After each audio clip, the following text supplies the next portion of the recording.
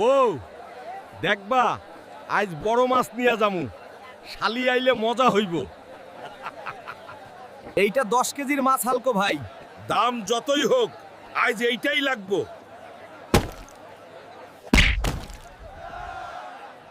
এই মাছেই আজ উৎসব।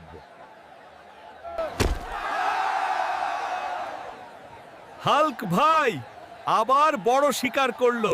হায় আল্লাহ, এত বড় মাছকে রান্না করবে? তুমি পারবা বউ, তুমি সুপারওয়ান। ধীরে কেটেও। সরি বউ। শক্তি কমাইতাছি।